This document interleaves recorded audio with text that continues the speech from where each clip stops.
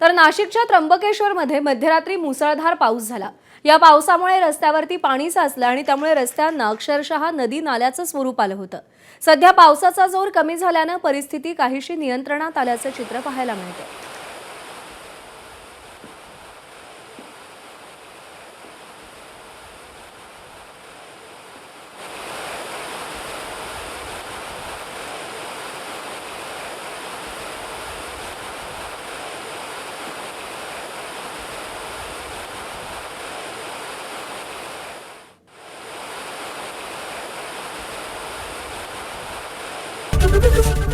ABP माझा, उघडा डोळे बघा नीट।